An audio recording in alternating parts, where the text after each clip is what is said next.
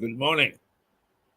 Welcome to Mirador Television, coming from the White Hart Hotel in Lewis, an ancient coaching inn bag full of history. Quite often, the people who have stayed here for the first time ask, "Is there a ghost?" And yes, there is. And the owners, Cliff and Sally, have been aware of it. Have I actually got my? I think I've buttoned up my shirt the wrong way. Have I? No, I haven't. No, it's all right. uh, and various guests have said yes, they have seen the ghost. I personally haven't.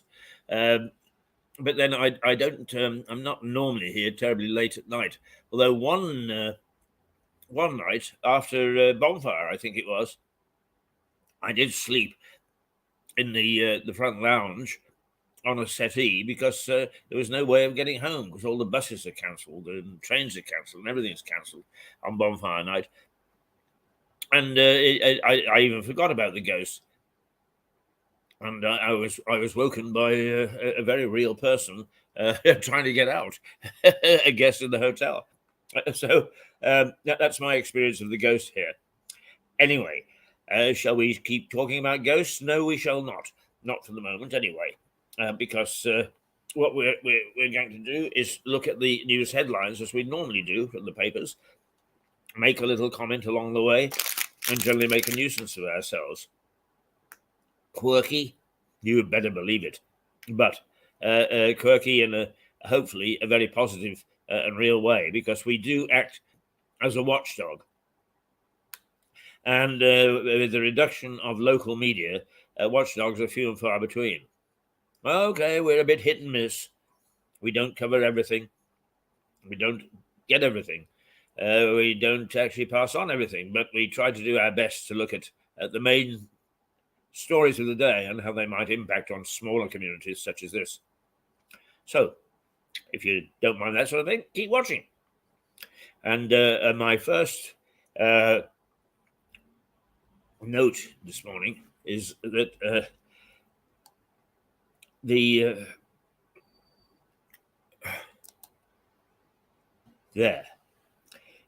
Daily Express does not lead on this.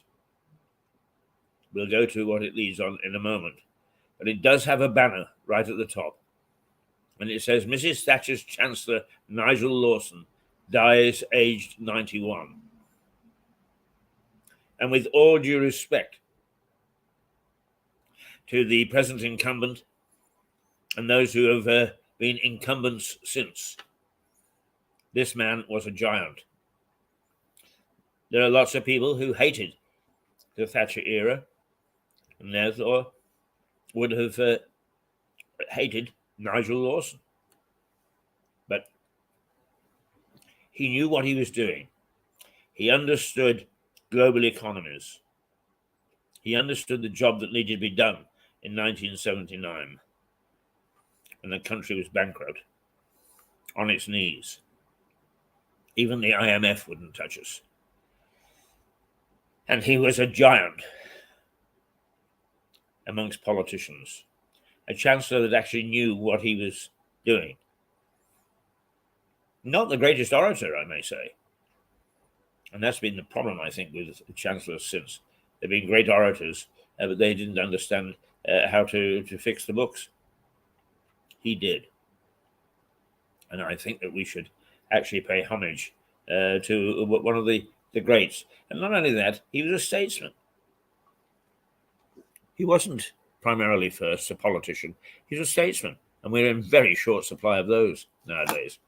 Anyway, that's Nigel Lawson, 91, who's passed on to the great big chancellery in the sky.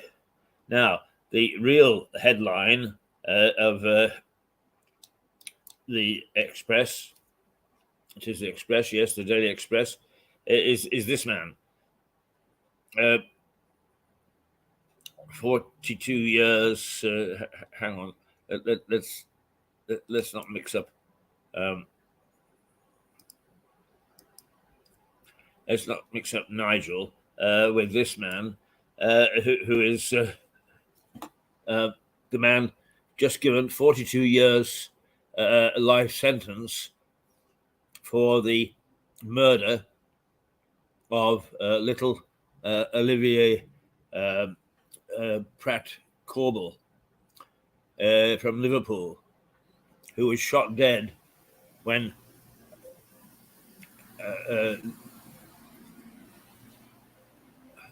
this guy Cashman, Thomas Cashman, raced in chasing another drug dealer and shot her instead of him.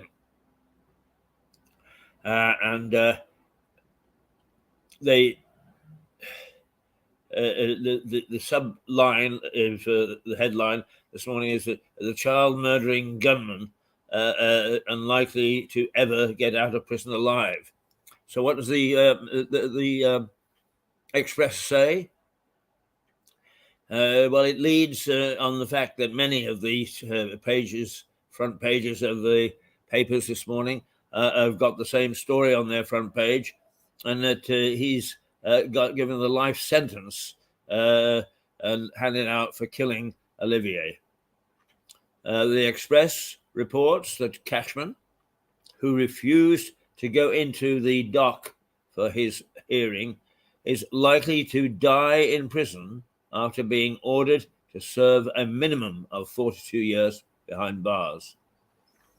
Life for Olivier's life is its headline. The paper is one of several featuring an image of former Chancellor Nigel Lawson, who has died at the age of 91. Lawson presided over the economic boom of the 1980s that came to define Margaret Thatcher's government. But this is the main story of Cashman. The Metro. Gutless. Olivia's murderer avoids facing her family as he gets 42 years. Gutless is how the Metro describes him.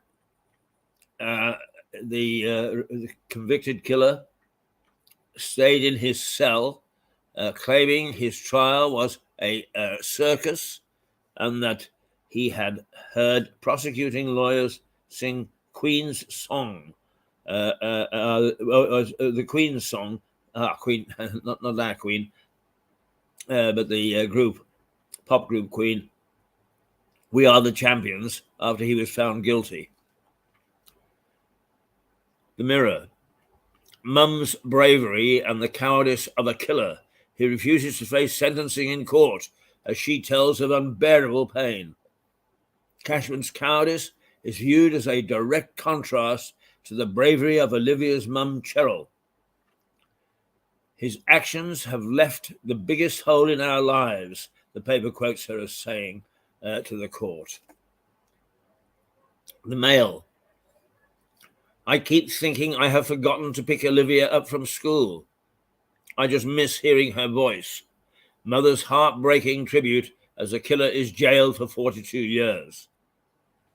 The Daily Mail also quotes Miss Corbel with its headline, she told the court her mind keeps telling her that I've forgotten to pick her up from school before reality hits.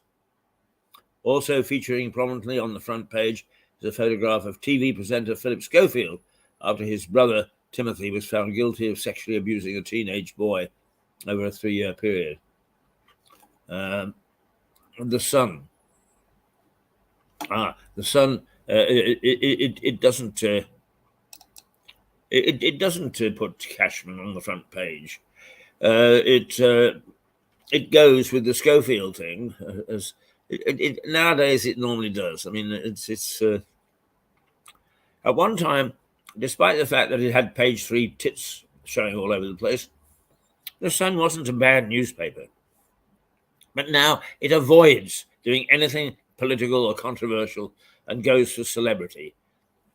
So Philip Schofield's brother being banged up for sexually abusing a little boy, well, I don't know, a little boy, a boy, it takes up its whole front page. It makes no mention of Cashman at all. The Daily Telegraph, it puts Cashman down into second place in favour of Lawson, Thatcher's tax slasher, dying at 91. The Telegraph leads with its coverage of the death of Nigel Lawson. The paper, which first broke the story, says tax-slashing Lord Lawson helped lead the Thatcher privatisation drive that put swathes of the public sector under the control of private companies, and notes that this reform has largely been kept in place ever since. Well, there you are. That's the man that did it. Whether you approve or whether you don't approve, it was some task, and he did it. And I don't care which political party, because I say a plague on all of them, is from time to time an individual springs up who is worthy of note, and Lawson is one of them. Right, UK summer holidays. Oh dear, oh dear, oh dear. They are in chaos because we have problems down at the passport office, I'm afraid. And the eye is UK summer holiday hit by passport delays, and let's get rid of Nigel for the moment and see whether we can find a passport or two.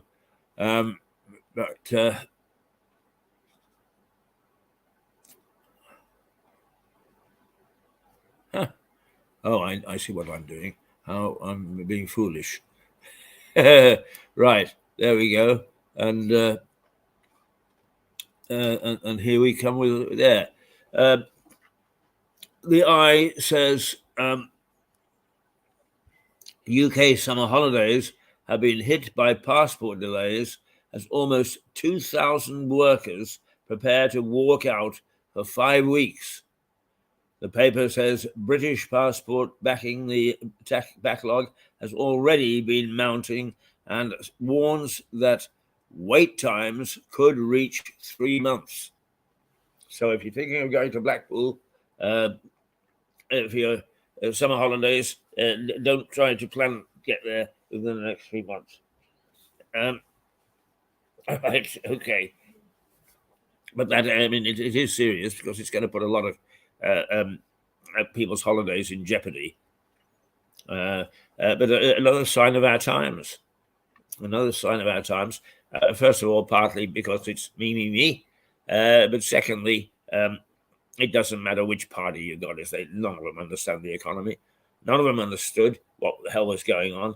And according to Peter Hitchens, controversial journalist, yes, but he says we could have seen this coming, and there's no sense in blaming the war with Ukraine for our misery because the signs were there as early as 2016, and our politicians ignored them. He also says that the press didn't actually understand what was going on either, and did not act as a watchdog. And it's a pity. I think most of our institutions are lightweight at the moment. The Times carries an interview with Sir Keir Starmer on its front page. The Labour leader vows to be completely ruthless in his pursuit of power. Looking ahead to the outcome of the UK's next general election, the paper cites a poll which has found that almost half of voters believe Sir Keir has not set out a clear vision. Well, passports are only just a part of the tip of the iceberg. So, let's go to The Guardian. Oh, The Guardian goes off on a different tack altogether. It is revealed that the CBI, which is the Confederation of British Industry, which is the key industry association for big business, and it's fairly heavyweight organization, but it's now in turmoil following new claims of sexual misconduct. I didn't know there had been claims before. But the Guardian says allegations of sexual misconduct by senior figures at the CBI, one of the country's biggest business lobby groups. The paper reports that one woman alleges she was raped at a staff party on a boat on the River Thames. And the CBI has expanded its inquiry, which is being overseen by law firm Fox Williams. It's interesting how they must have their joint PR people, because there's not been much said about this inquiry. And if, in fact, big businessmen have been misbehaving to that degree, then it is worrying in the extreme. I do worry a little bit about modern ladies, if you like, who like to play with the big boys until such time as the big boys get out of hand. And I'm treading on thin ice here, because I don't for one moment wish to suggest that any woman asks for rape. But if, in fact, the CBI is allowing parties on boats on the Thames, and they're very popular, and many of them that go by without any untoward incidents, and investigating other abuse, sexual abuse by members or members of members, and have managed to keep it quiet, that's a bit worrying and a bit startling, to say the least. Financial Times. Now, this is one that probably would escape most people, except EY is Ernst Young, one of the biggest auditors, the biggest accountants in the country. Don't go there to get your tax return done. Yeah, the bill would be mouth-watering, eye-watering. But EY has been banned from German audit work for 2 years after its Wirecard scandal. And the FT, the Financial Times, says EY has been banned from taking on any new listed audit clients in Germany for 2 years over failures in its work for collapsed payments group Wirecard. Germany's audit watchdog, APAS, also announced a £500,000 fine for EY for its failures in audit. I find that just a little bit ironic, in as much as the EU itself, when it has had its accounts audited and have been found to be naughty, sacked the auditor. We're not having any of that, says the EU. And for one EU member state to get all hoity-toity about the fact that something went wrong just smacks to me as let's cover everything up at the top level. Sorry, my cynicism of these things is boundless. I just look at me. I'm a naughty boy. But, I am able, I think, to recognize what is legitimate and what's not. I've been around this business for a long, long time, and you just get a smell in your nose when some of these stories come out, that what the headline says is not the entire story. The Star is which normally takes us into outer space and has little green men flying all over the place, stays very close to home and says the Queen's corgis are no longer grieving. They are living with the Duchess of York, and she says that their tails are up and they're over their grief, and they are getting back in harness, as it were. So there we go. There we go. Right. What we should do before we this once again, local news is sketchy to say the least, but we will take a look. But why don't we, just for the moment, take a look at what's happening outside, because it was cold out there this morning. It was cool, and there was a frost on the ground, and it's going to be a lovely day, but you need to stay wrapped up warm. You really do.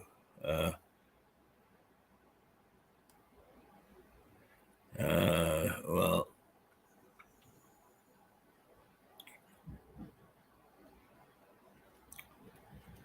yes, you need to stay wrapped up warm. Yes, there we go. Here you go. Here you go.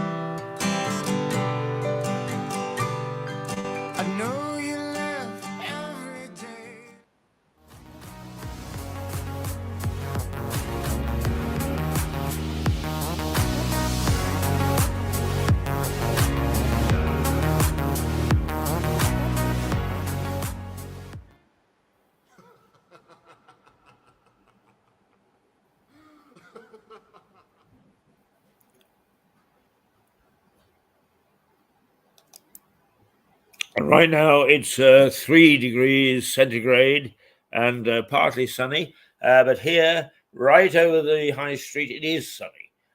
The sun is gleaming and shining off the steps and the front of the Crown Court, the courthouse in Lewis, and all looks well with the world. Now, for some reason, and this is where I get very upset with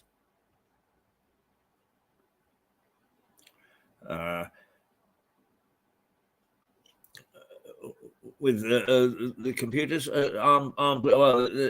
It's worked at last, because there is a armed police swarm Chichester Street after stabbing. A 32-year-old man from Chichester was arrested on suspicion of committing grievous bodily harm and possession of a knife in public, it says. And armed police swarmed in a street in Chichester after the stabbing, and a man was arrested in the Hornet following reports of a stabbing in Green Lane at 8 p.m. Friday, March the 31st. So that's fairly old news, but it does lead into the fact that we are seeing lots of knife and assaults and even deaths on our streets.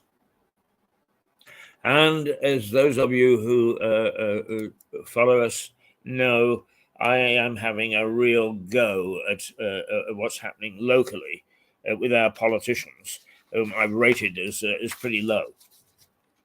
Now, we have the third highest rise in council tax in the country, in Lewis. We don't have much left in Lewis, but we do have the police authority. And the police commissioner, Katie Bourne, has put out a nice political thing. It's how you support Sussex police. In other words, don't get too upset that your council tax is going up. But here's what bothers me. She says, "You will be reassured that Sussex is on track to recruit extra officers funded by the government and previous local precept investment. This means we will maintain 3,096 police officers for the coming year, more than we had in 2012, right, when I was first elected." People tell me that they don't want to go backwards and see officer numbers reduced. No, we don't. And that's why we've asked households to support a rise of £15 per year in the precept. Well, that's not a fortune, I agree.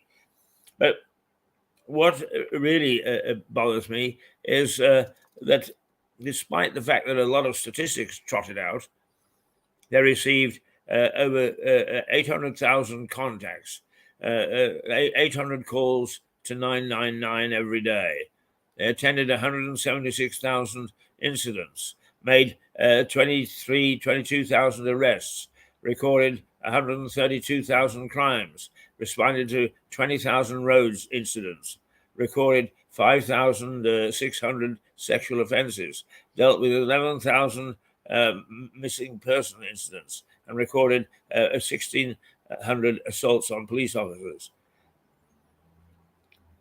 But over the last 2 years, theft from person is down 32%, burglary, residential dwelling is down 41%.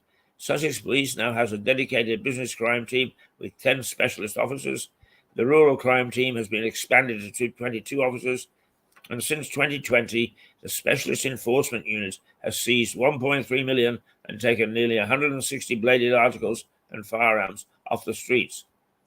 They've also made more than 650 arrests. But where?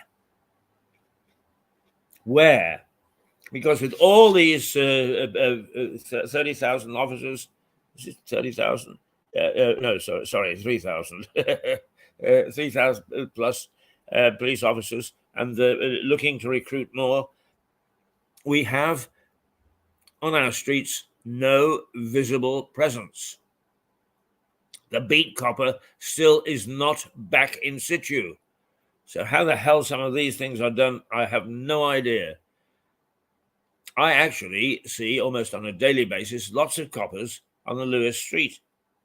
The reason being is that our studio overlooks the high street just where the courthouse is. And we see the policemen going in and out, either escorting people or as witnesses or whatever. But that's it. When they've gone, the police have gone. There is no other police presence. And Lewis, like New Haven and to some extent Seaford, have suffered a great deal of crime. I don't know where these statistics come from or what the base is. That if you're down 42%, you've got to take is that 42% of one, or is it 42% of 100,000? That means nothing actually, giving percentages like that. And I do not see any evidence of policing on the streets. Now, maybe I'm blind, but I'm here every day, looking out at a key part of the town. Every day, each morning, to see the police going in and out of the courts, but not patrolling the streets. And every day, when I look at the local news, there is some form of violence enacted in the key towns in East Sussex. We are policed by a whole, the police are for the whole of Sussex, east and west, which waters down there, attempts to cover everything. I agree. But the fact is, once again, it's the political side is, hey, look how well we're doing. Well, you're not. We've got violence on the streets and people are worried about going out. You don't put that in your brochure. You don't put out, oh, yes, but all this means is our slice of the council tax means that that council tax is going up to almost beyond reason. And I've actually gone 1 minute over my allotted time. Mind you, I allot the time, so I'm able to. But I am getting sick and tired of politicians and their acolytes, the civil servants, the executives, keep telling us all the good things that they're doing, but never admitting to anything that they've done wrong, any weakness at all. Isn't it about time we had some form of measured response? Isn't it about time that we had an in column and an out column? In, good. Out, not so good. But according to the politicians and their bump that's coming through the door, there ain't any out. Everything is good. Everything in the garden is rosy. Well, I still take two stances on local politics. One, party politics has no place in local politics. But secondly, none of the above, as Brewster would say in Brewster's Millions, none of the above. We need a clean out of the political animals that have grabbed our town, grabbed our district, grabbed this area, and have turned it on its head. To what effect? It's good for them. It's good for them. Oh, yeah. Really good for them. They got extra money to be able to put up their own salaries. And oh, yes. And live a decent life of Riley. Oh, yes, yes, yes. But not enough to make sure that what they say they can do, whether it comes down to plugs for new electric cars in satisfactory places, in parking lots, or for that matter, keeping coins to put into parking meters instead of a bloody phone. Absolute rubbish, absolute nonsense. And nobody wants to sort it out. Why? Because they don't admit that they're doing anything silly. Well, that is stupidity of the extreme sort from where I stand. I don't know where you stand on it, but at least I'm up front and saying this is daft and things should change. They won't. Reform is the most hated word in the politician's handbook. You're never going to see it. Never in my lifetime or yours.